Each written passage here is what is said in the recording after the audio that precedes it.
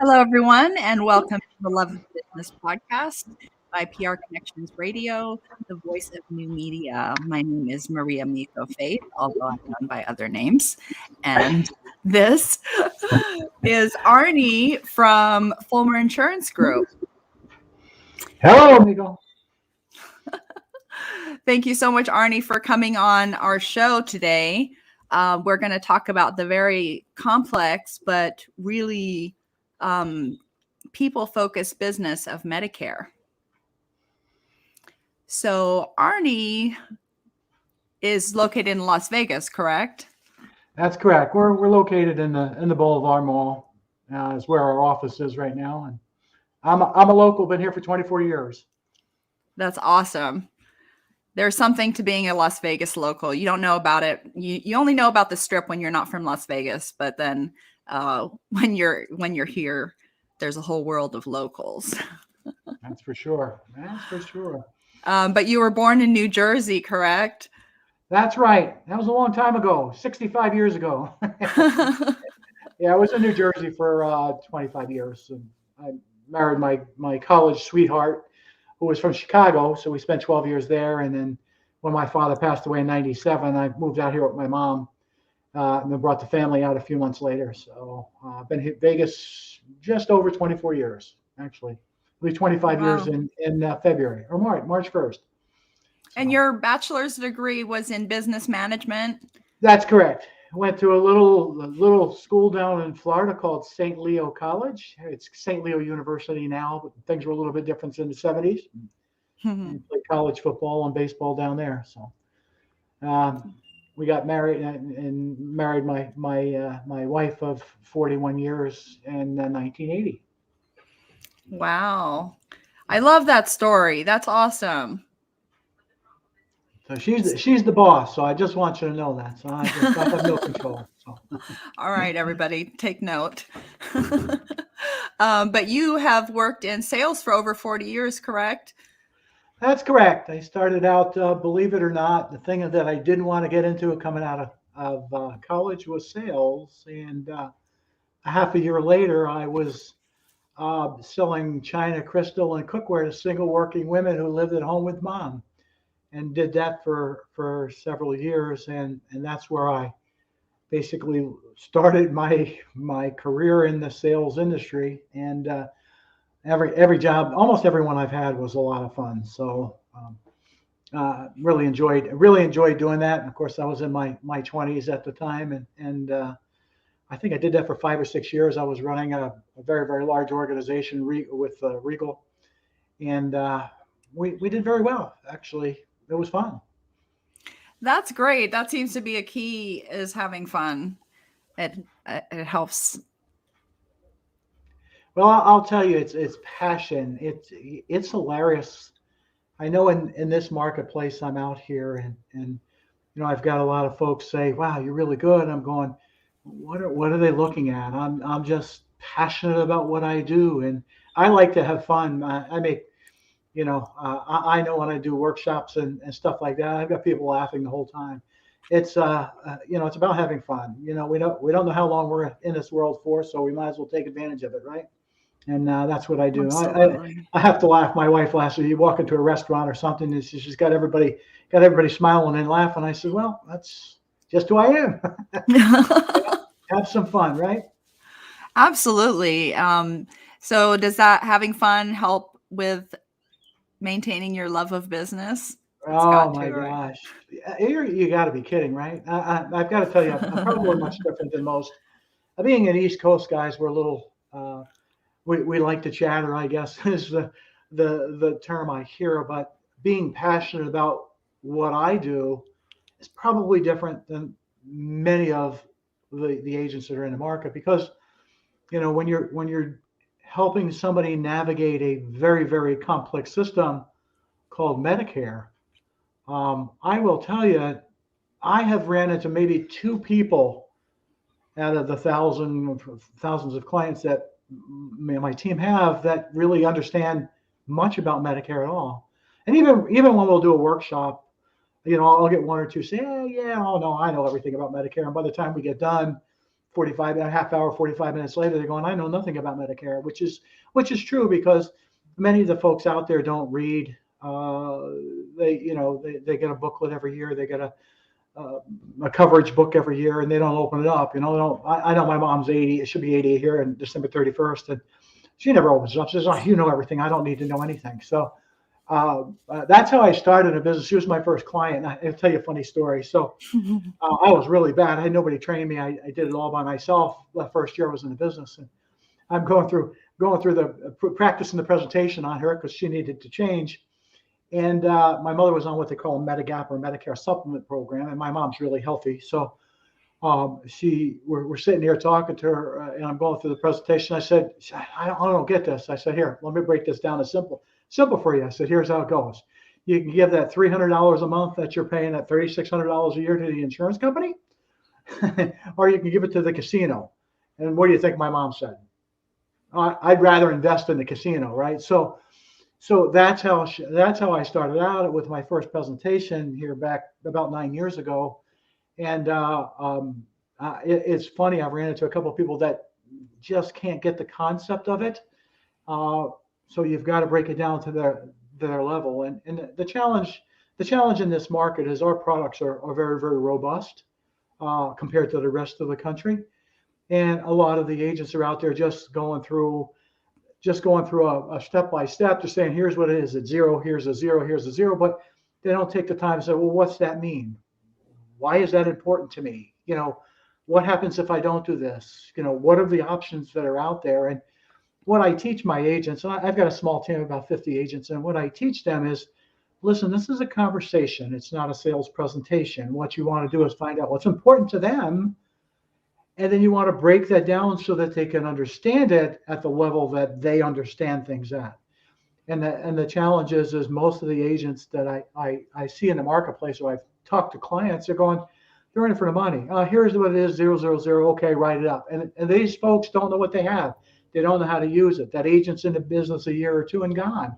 And they're in it for a quick dollar. And that's the wrong thing and the wrong way to approach anybody with any product, no less the senior. Me as a senior, it helps me because I've been doing this for 8 years, and it's easy for me to relate to the baby boomers because I am one. Does that make sense? Yes, absolutely. It takes one to know one, they say. Yes, you really do. You really need to be. And so we're talking about my passion. I love this because I'll tell you one. Sometimes I walk out of the house and want to tear up because maybe somebody's living on $1,400 a month, $1,500 a month. They have to pay for rent. They have to pay for food, but more than that, they have to pay for their drugs. And the drugs, sometimes they fall into this thing called the donut hole, and their insulin may go from $35 to $300. How do you make the decision whether you're going to eat or take the prescriptions that keep you alive? And that's why I'm passionate about this. And there's many times I've teared up walking out of a house where I've saved somebody a few $100s because they just didn't know any better. They didn't understand the system. They didn't understand how it worked. They didn't understand, how to set an appointment with a doctor. And I mean, of course, I'm talking about extreme cases, but that's why I'm passionate about this, because we help people, and it makes me feel good. I helped an agent here a few weeks ago do a presentation. These guys give me a standing ovation. I'm like, well, what are you doing? I'm just helping you understand what you don't understand. And that's what I do. And that's why I'm passionate. That's why I love my business. I love my business. Because even though you're kind of technically in sales, you're approaching it from an educational, consulting. Well, let me change that dynamics. Here's what I tell my agents. Okay. You are not a salesperson. Your job is not to sell at all. If you want to be successful in the business, you have to learn to ask good questions. And then when you have to be not a good hearer, you have to be a good listener. Right. Listener meaning you have to understand what they're saying. I won't allow my agents to sell. That's not the way this business works. Even though a lot of agents are out there doing it, this product sells itself. They need to know what the value proposition is for them. I'll give you a prime example. Agents go out there today and they'll talk about some of the zeros that are in there, and I can't get into too much of the product, but they'll go out there and they'll read something that day 1 through 20 is in skilled nursing is 0. Well, that's kind of a half truth. It's because what they're telling the people is it's 1 through 20 is 0, but not everything in a skilled nursing facility is 0, right? Not everything is 0. And the other thing Mm. is, what does skilled mean? Why is skilled important to me? And here's why it's important to you. Because if you go into a hospital and there's a couple things that could take place. You go into the hospital, and the hospital has a certain amount of days that they're going to send you out. There's a thing called, back in 1983, when you went to the hospital, you could stay there unlimited days. It's kind of really what they call an open checkbook policy. Now I'm getting to my point here in a second. So in 1983, they designed a law called the prospective payment systems. So when you go to the hospital today, the hospital opens up this book called Diagnostic Related Groups, which there's 532 of them. And let's take a pneumonia for an example. So they'll look down under illnesses, and they'll see Medicare pays 3 days, right? So Medicare pays 3 days. If I'm 65 or 66, maybe I'm healthy enough to come out. But if I'm 85 or 90 and I have pneumonia, they have to send me somewhere. So they send you to skilled nursing. So in a skilled nursing facility, skilled means I need somebody there 24/7, right? I need that type of service. That's what skilled means. But if I'm doing rehab in a skilled nursing facility, what they don't know is, if, let's just say, the first 10 days, first 2 weeks, I'm working at 5 days a week. I'm going through that skilled nursing process, and my doctor comes in and says, "Hey, you're doing great. I'm going to cut you back to 3 days a week." Most of the clients will say, "Yeah, that's fine." But what I'm going to say is, no, there's no way I'm going to do that. And the reason I'm not going to do that is because, here's my point. They changed the language of Medicare from skilled to intermediate care. And there's very few, if any, in the senior population today that understand what that really means. And here's what you need to know, Miko and folks out here. That means I now foot the bill for the skilled nursing.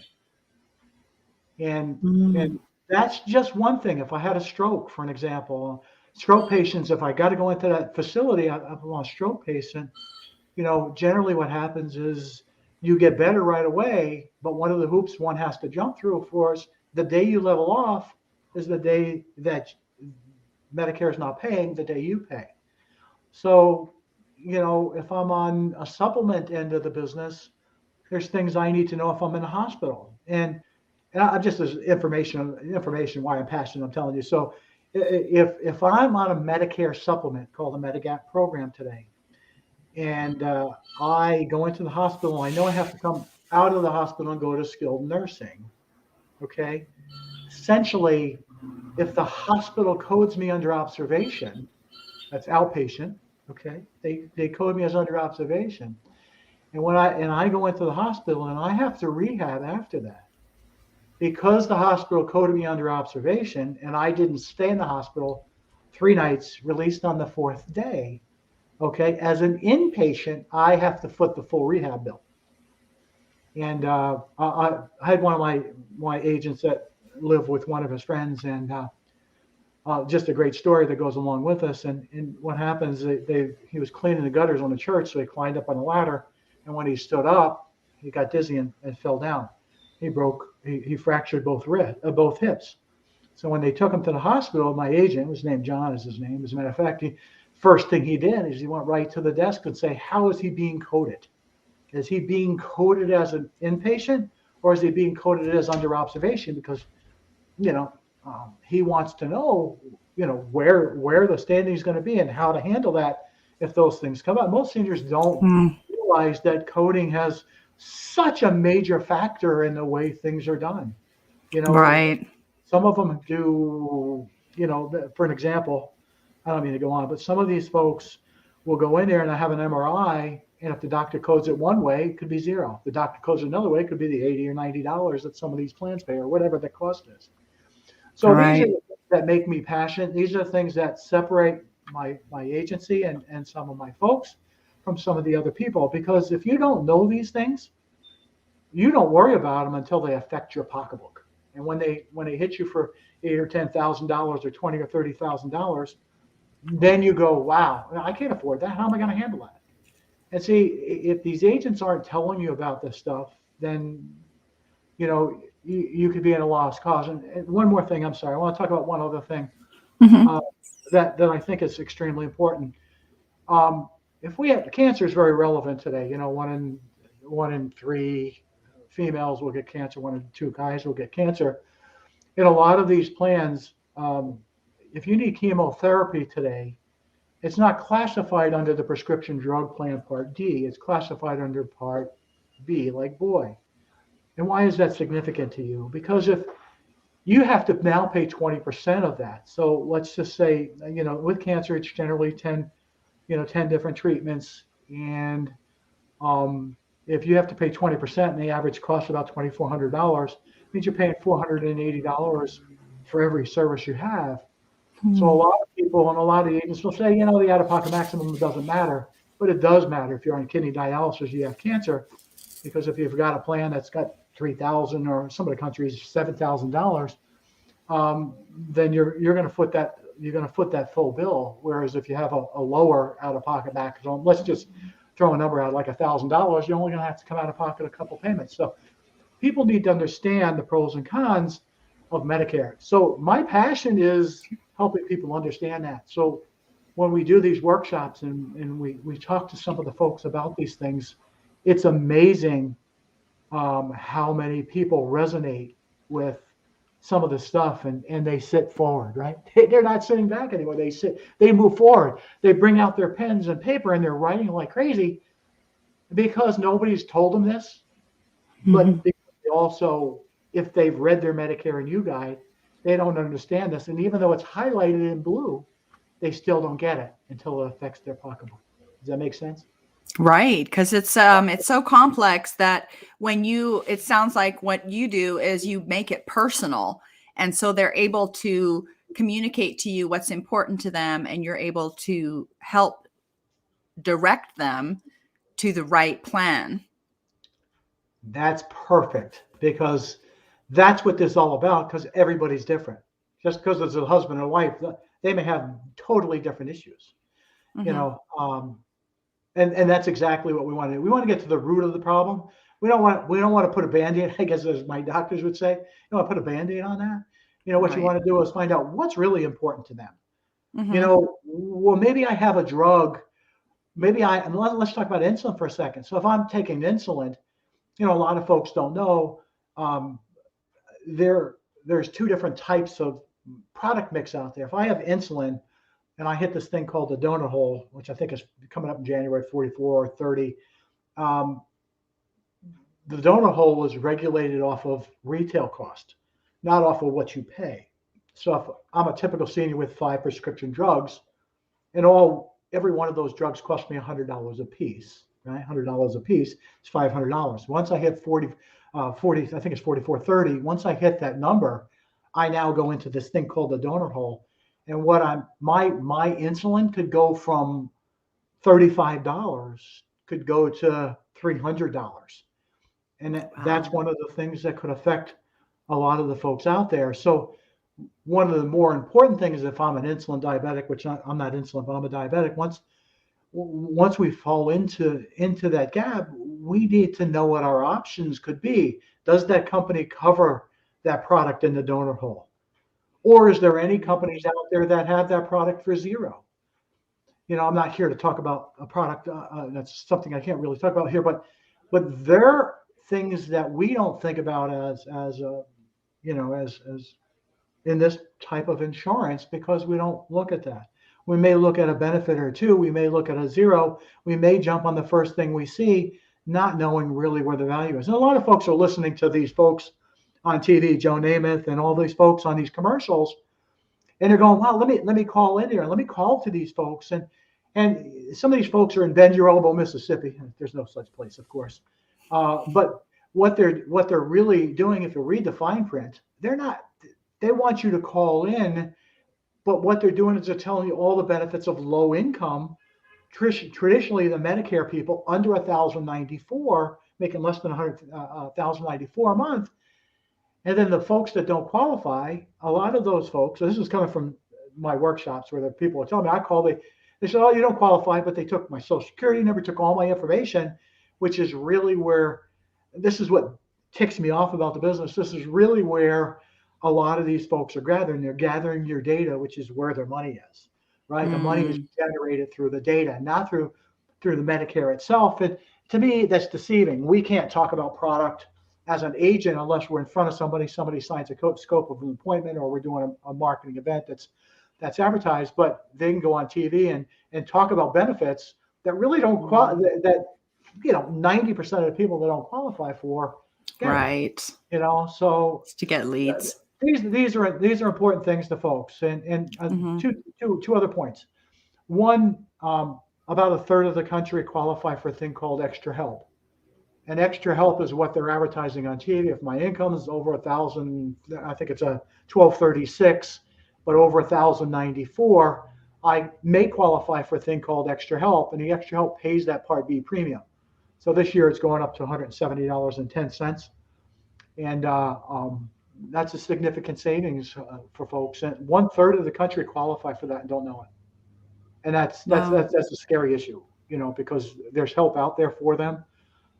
But if they don't understand or dig deep into this business, they don't get it. They don't get it. Okay, so Right.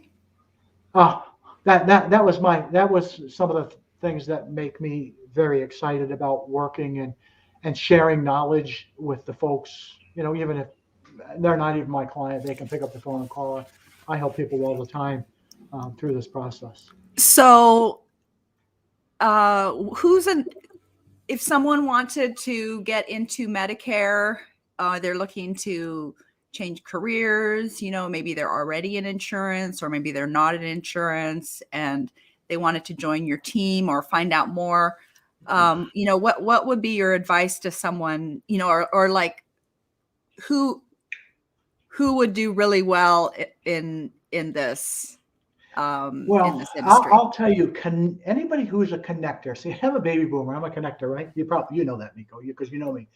Yeah. Anybody who's a connector out there who wants to make money, especially long-term residual income. I got into business 9 years ago. Do very very well. I've got 7 agents that are 74 to age 80. Um, those are folks that have been connectors their whole lives, but yet want to add extra income to their business model. They do need to be licensed in health insurance, um, but the value to them is that they can grow what they call a residual income, a significant Mhm. residual income in the business. And what's nice is even somebody who's not a superstar, moms with kids, you own your life. You really go out and work the business at your pace. Uh, the other reason I'm passionate about is I don't work for anybody, right? I mean, I have a partner who does very well. We work together as a team. He's got the largest Hispanic team in the marketplace. Um, but if somebody's looking for either part time or looking to do full time career, I love people to start part time to learn the business because there's a lot of moving parts. But the thing that I do differently than anybody else, even as an owner of the business, I teach basic Medicare, and I know that people are not going to learn reading a book or sitting in a classroom learning. I know that they're going to learn when it affects their pocketbook. They're sitting in front of somebody, and somebody says, "Hey, coming off of a group program in 3 months, my husband's already on Medicare. How does it affect me?" Or ask questions. I get. I'll tell you honestly, it was the day before on the 6th, I had 80, 84, 85 phone calls from agents who are out there says, how do I handle this situation? Mhm. Why do I do it that way? Is because I know if they get the question in front of them and then they call for the solution, I know they're going to remember it. So I teach differently than these guys that are running all these meetings. And I got a partner that runs an 8 hour meeting. And I'm saying, listen, they're going to take 2 or 3 nuggets, maybe 2 nuggets out of this 8 hours. It's not effective. I've trained most of my agents. We go out to lunch. I'll buy lunch and I sit down. I talk for 10 minutes. They gab, they learn from each other. And that's how they learn the business. But you need to be a networker. You need to know Right. how to tell people compliantly what you do. And then that's what we do most of the year. During the annual election period, the AEP period, which is October 15th through December 7th, we have all sorts of retail opportunities. We offer lead opportunities. We have a lot. Between Alberto and I shouldn't say we probably invested about, I don't know, $300,000 or so in helping people get out in front of people. But we can't do that all year round because there's a lot of money. but I'm looking for people who want to help people. Teachers are phenomenal. Seniors are phenomenal. But even the young folks, I've got some 30-year-olds and 40-year-olds that really embrace this business. And once they learn this, they get through this learning curve. Oh my gosh, everybody says the same thing. This is the easiest thing I've ever done. How come I didn't start this 5 years ago? Because when they get a residual income check of $3, $4, $5, $6,000 a month, they're pretty happy about that. So I talked to one of my girls yesterday. Oh, $6,000 a month. I said, good, that's great. Does it change your life? Oh yeah, I'm going on 6 vacations this year instead of 1.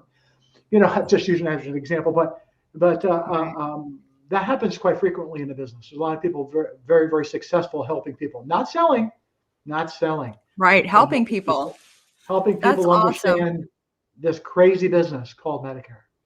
Right. Well, thank you so much, Arnie, for sharing your wisdom and your insights and your passion for Medicare.